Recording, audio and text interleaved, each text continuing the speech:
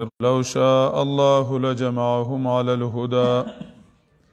فلا تكونن من الجاهلين.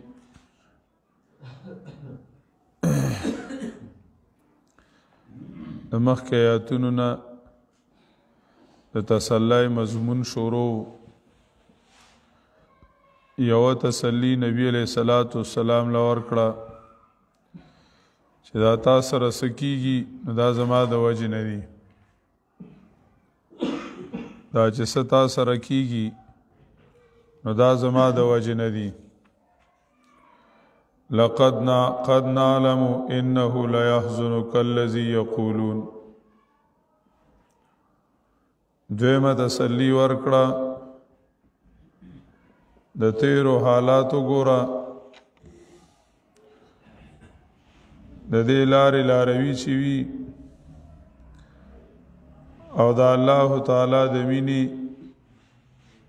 مسافرو باندې دا راځي، خو آخر کې کامیابی د مینانو وي. دا درېمه تسلی ذکر کوي و ان کان کبر علیک. نبی علیہ الصلوۃ والسلام دا غبه یو درد او دا هر داعی یو دردی چې کله داعی په درد سره بیان کوي نو آغا اثر کوي، دل سے جو بات نکلتی ہے اثر رکھتی ہے، پر نہیں طاقت پرواز مگر رکھتی ہے. نو داعی له درد پکار دی. قرآن مجید د نبی علیہ الصلوۃ والسلام درد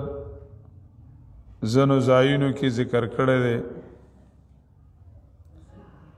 سورۃ طه اولنی آیاتونو کې وایي طه ما انزلنا علیک القرآن لتشقى. ما قرآن دې را نه را لېږلی چې ته ځان مشقت کې ارتاو کی، چې ته دومره ځان خفه کی چې دا خلک کلی نه مني او ځان پریشانه کی. سورۃ کهف کی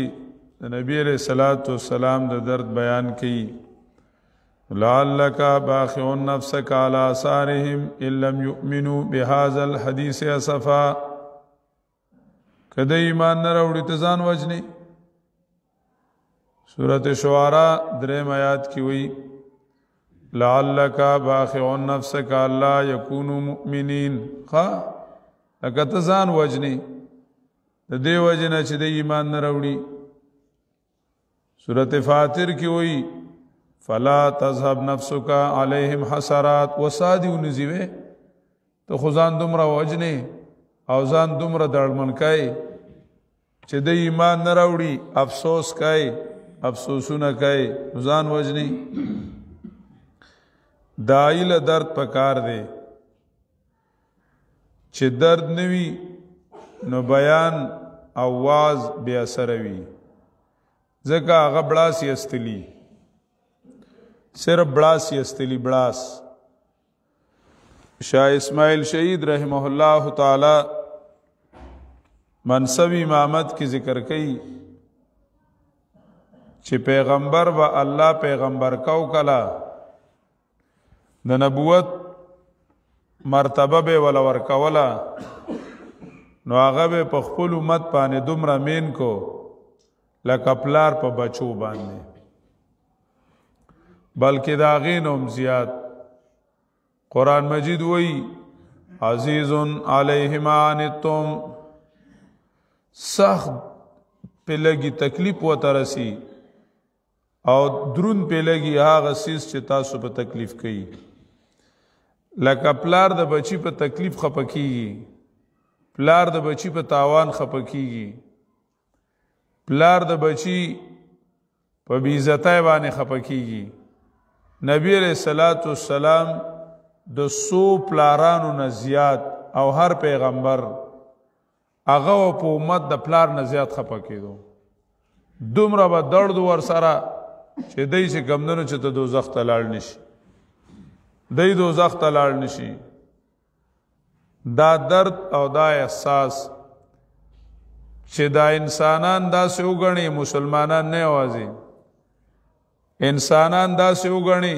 لکه زما بچي داعی داسې وګڼي چې دا زما بچي دي او دی چې ورته ځي او زما بچي زما اندامونه ورته غورځېږي او په دې درد باندې بیانو کی په دې درد باندې بیانو کی چې زه به د دې د اور نه بچ کوم دا دې بیان ته ناصحانه بیان وایي دا ناصحانه بیان دی یعنی دې خیرخواهی کوي چې دا زما د اوریدونکو بې عزته نشي او دا چې څه کم دي په غلطه عقیده دي دا دوزخ ته ځي دوزخ ته لاړ نشي او ورسره غمی او درد دی ورسره دې ته ناصحانه بیان وایي او چې کله صرف دای چې دې بې عزته کومه لانکې به لږ بیان کې راکاږما او چې خلکو ته لږ سپخ کارا کما او بې عزته یې کما دا غستا خپل غرض دی پکې دې بیان ته جارحانه بیان وایي پیغمبران ناصحانه بیان لراغلی دي انا لکم ناصح امین انصح لکم وعالم من الله ما لا تعلمون الدین والنصیحه دین د خیرخواهی نوم دی او دین چې دی نو هغه بل مسلمان بل انسان داغه چې کمدنو غورواله داغه لټول داغه فائدہ لټول نبی علیہ الصلوۃ والسلام وی انس توي رضی الله تعالی عنہ ان استطاعت ان تصبح وليس في قلبك غش لاحد ففعل فان ذلك من سنتي بچیا کپدی دی وسی چې سبا کې او ستا پزړه کې چاته هم د بد اراده نوي د بد اراده دې چاته نوي نو دا سکارو کدا زما سنت تھی د نصیحت مقابل غش ته غش د بل سپکل ټول بل بی عزت کول هغه کې ستاده غرض نه دی چې یاره دې دین زده کی او دې عقیده زده کی او دې دوزخ نه بچي دې د شرم نه بچي ته صرف خپل نوم کای او وای چې هغه بی عزت کما دا دین نه دی دا بی دینی دا دې بیان نه هیڅ فائدہ نشته بیان هغه چې په درد سره نبی علیہ الصلوۃ والسلام دړمنو العلماء ورثه الانبیاء عالمان چې دي نو دا د پیغمبرانو وارثان دي نو صرف دی له وارثان دي چې خلکو ته زما عزت کوي او که زما بی عزت دي وکړه دا سره لکه د پیغمبر بی عزت دي وکړه کنا دا د کار وراثت ته او چې په وارثي نو پارس کې وارثي د پیغمبر وارث وي د موسی علیه وارث مزه ته د پیغمبر په ځای ولاړم د پیغمبر کار دې کړی چته د پیغمبر کارو موکا کنه او بل پیغمبر په میراث کې دړ پریخه دی نو درد پری ده کنه درد وکړه د امت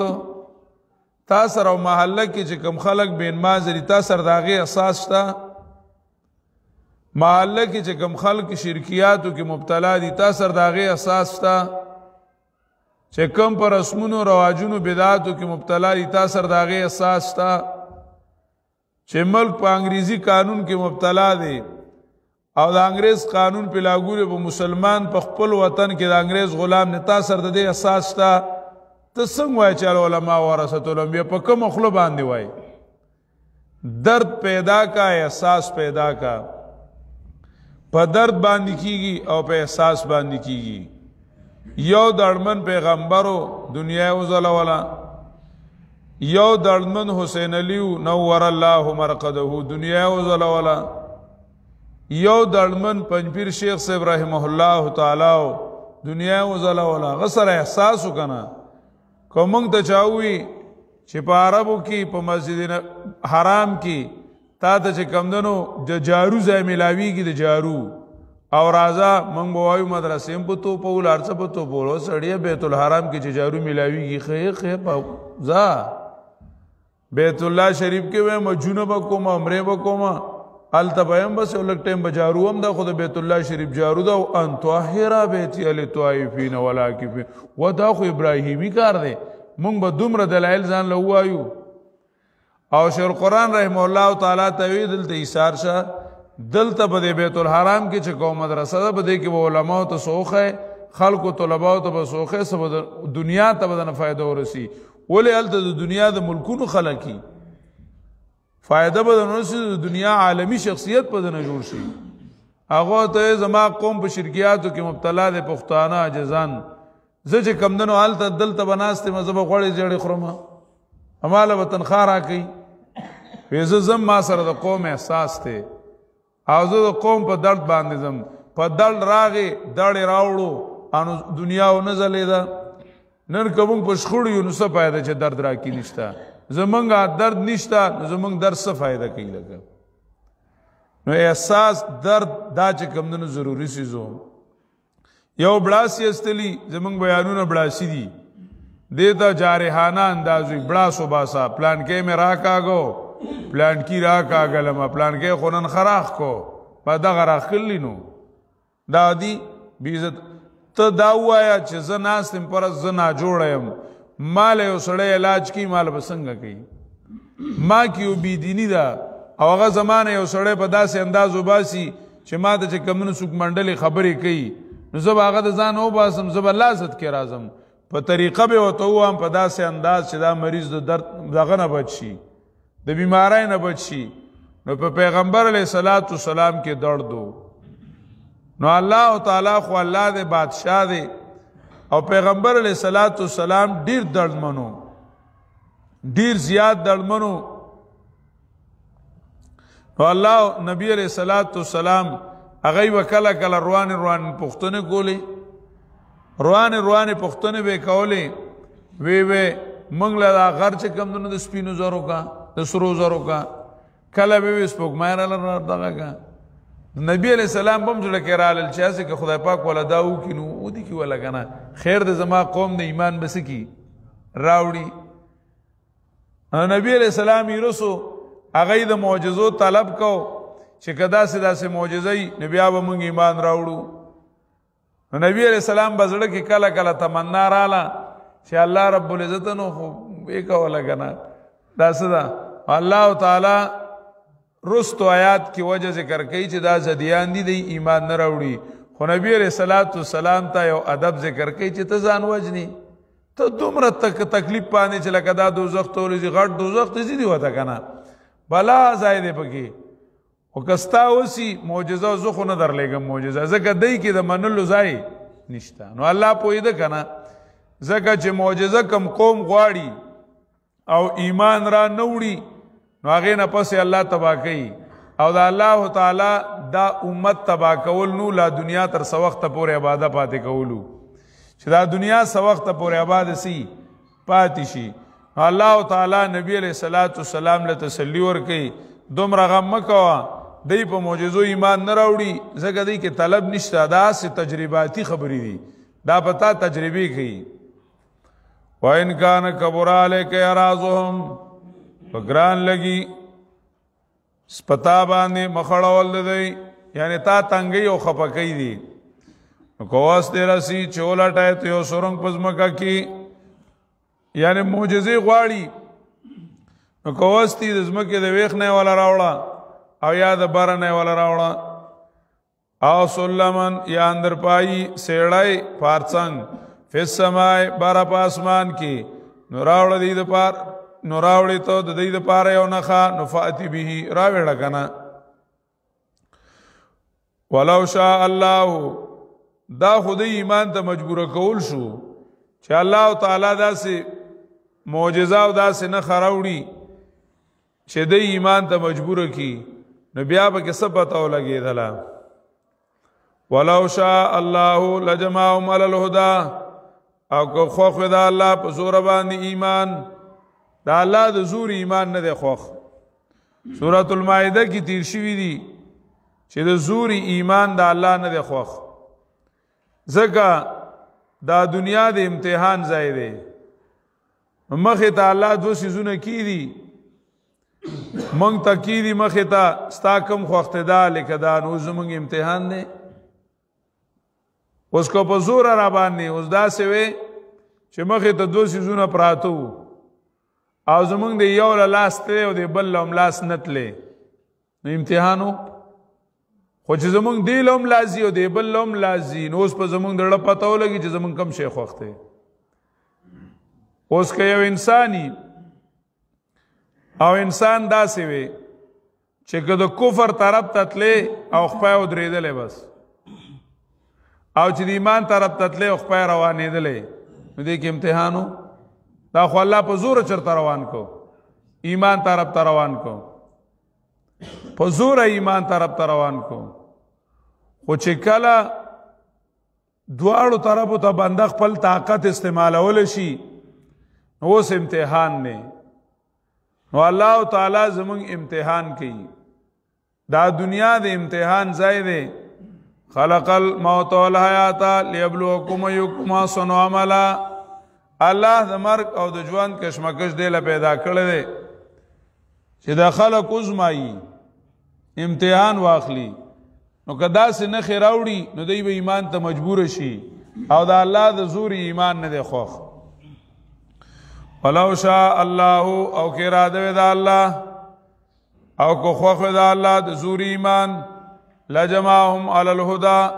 نو خامخا راجم کړبیو دی لره په هدایت ولکن لیبلوکم فیما آتاکم والله د زور ایمان نه دی خوخ ځکه امتحان بیا پاتې کیږي لجمعهم علی الهدى نو خامخا راجم کړبیو دی لره په هدایت فلا تکونن من الجاهلین مکه گا تدنا پویونا فلا تکونن من الجاهلین دا نوا چې نبی علیہ الصلوۃ والسلام گینی جاهلو نا دا هر یو سیز خپل چې کمندنو مناسب خبر وی پیغمبران جاهلان نوی سورۃ بقرہ کی وی اعوذ باللہ ان اکون من الجاهلین آغا زیبانی عالمان ذکر کئی الجہل صفت تنتفی عن الانبیاء چکم جال ناپوئی چی دا دا سی صفت تے چی دا پا پیغمبرانو کی نرازی دل تا دا جاہل نا دا انجام اخکار نا خبر کی دل لی چی مطلب دار تا دا روان وقت دا انجام نا خبر نئی نو داسې د ناخبرو نه مکیږه ځکه چې الله کدی له معجزه را نه وړي نو بیا به دی هلاکي نو بیا به دا امت اخیری امت پاتې نشي بس دنیا به ختم شي د قیامت الله تعالی لا سوخت دنیا چې دا نو دا بعد پاتې کول غواړي د دې د ایمان د نه راوړلو وجه صدا ځکه دی کې نابت نشته د دې زړونه مړ دي انما یستجیب الذین یسمعون یقینا منی خبر آغا کسان چې اوري او مړي ورا پورته کوي الله د دې جملې څه مطلب دی یقینا منی خبر آغا کسان چې اوري او مړي خو الله را پورته کوي نه دې خو یو بل سره صدقه نشته دا خو ګړې وړې غونډه خبرې د لیوانو لیاقت خان مرګي او بکری اچر رہی ہے لیاقت خان مړ شو بیزی سریږي دې صدقه جوړ دی یو بل سره چوی منی آغا خلق چی اوری او مڑی خبرا پورتا کئی اللہ یو مطلب انما یستجیب الذین یسمعون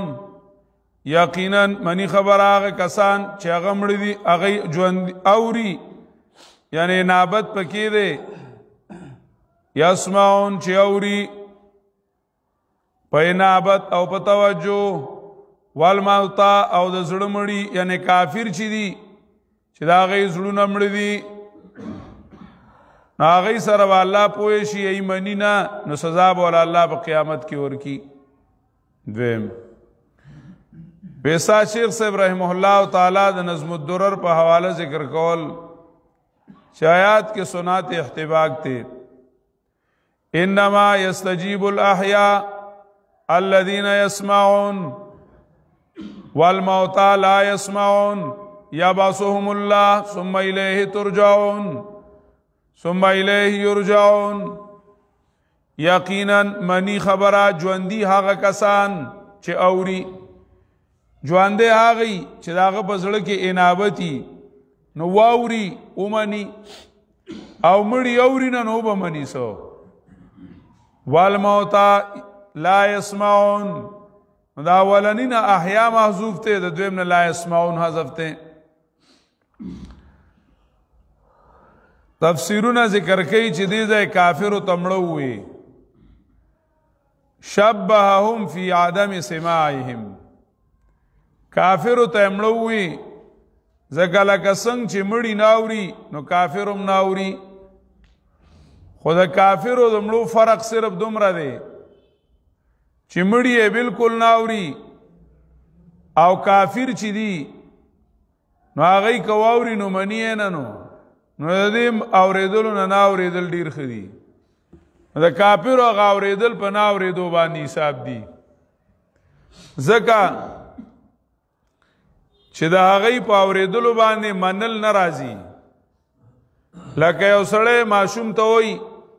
ورشو براوړه اپ خو وګونه کوي لکه تا ته براوړه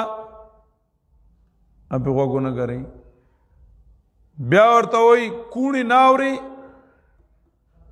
وساغه خبر اوریدلی اومي او ځان په ناغرضه کړی خو منی نه نو مونږ پښتانه چیو نو مونږ هم داسې خبره کوو چې سو خبره نه مني دې اوري نه ګوره خبره مونږ هغه ته اوریدل وایو د چې نه مني نو مونږ وای نه اوري ولی چې کوم من اوریدو پس منل نوي نو هغه اوریدل په نه اوریدو حساب دي نو د کافر او هغه اوریدل په نه اوریدلو حساب دي چې هغه چې دینو اورینا او مړی چې وو نو هغه اوریدل نه د دنیا والا خبري اپل برزخ تلاړلو نو کال ته یو بل خبري اوري با خو موږ سره تعلقات ختم شو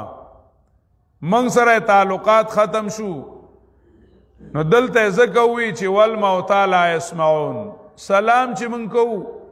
نو دا خو د نبی علیہ السلام وی د مړي قدر داسې وکي لکه د ژوندۍ نو د ژوندو باندې موږ تیریږو نو سلام علیکم وایو کنه چې د مړو په محله تیریږو السلام علیکم وایو او شاه ولی الله رحم الله قرۃ العینین کی ذکر کړي سلام موتارا بمانی دعا است مړو ته سلام کول دا د دوا په معنا باندې دي مطلب دا دے اللہ ہم دا مصیبت نہ بچ کا اللہ ہم دا عذابونو نہ بچ کا او دا مراقل فلاح شرح ذکر کئی دا احناف کتاب دے آغا وی چه داغی اوریدولا داغی خطاب سر اوریدل ضروری ندی دا صرف او صرف دا دعا دا پارشوی دی دا اوریدو دا پار ندی گینی چه دیو تاورائی بیا پاغبانی جواب ورکول واجب دی او د مرګ نرستو څوک مکلف کیږي نه چې د مرګ نرستو د څوک مکلف شي او چې ځنه کار کوي نو پاغې دی وته ثوابي ځکه اذا ما ابن آدم انقطع عمله بني آدم مړ شو نو عمل ختم شو د دې وجنا عالمان ذکر کوي چې مړی د دنیا والو خبر نه اوري او هر چې دا برزخ کی د مرګ نرستو چې کومه دنیا ده هغه کې دی یو بل خبري اوري کانه نه دی الته لګي د پرشتو خبري موري او یو بل سره کملاویږي نوم خبري اوري هم سره تعلق ختم ده انما يستجيب الذين يسمعون یقینا من هغه کسان چې اوري والموتى او مړي چې دي یعنی کافر یبعثهم الله راپورته بکی دی لرا الله ثم الیه یرجعون بیا بیا الله تا واپس کړی شي دی الله وتنه تاسو کی دای معجزې غواړي وقالو لولا نزل علی آیه من ربه ويره موږ منولنا خو زمونږ دا شک دی چې ته د خدای استازی نه یې. که ته د خدای استازی نو ستا په خولې دې ځینې کارونه وکړي چې موږ وایو. په دې مکه کې د نیرونه یي یا سپا غر دې موږ له د سرو زرو کي یا ستا باغونه یي ستا دې بنګلې وي چې موږ څه غواړو نو حق شان دې نښه دې موږ ته وښیي چې یاو دا زما قاصد دی او ما درلېږلی دی.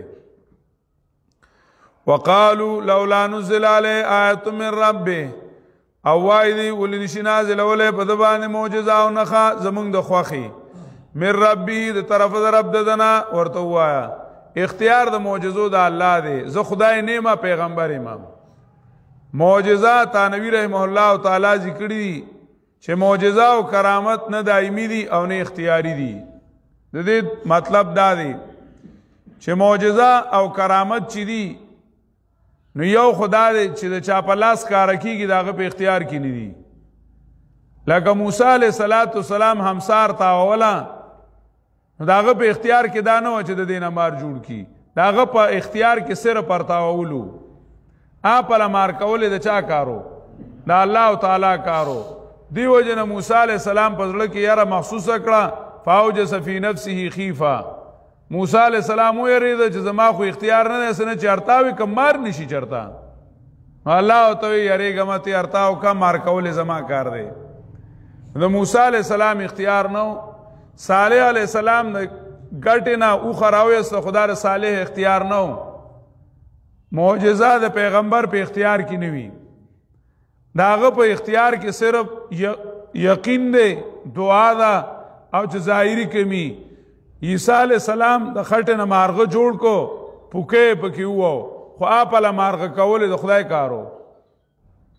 اپله الوزولې د خدای کارو. د عیسی په اختیار کې نه وه. عیسی علیہ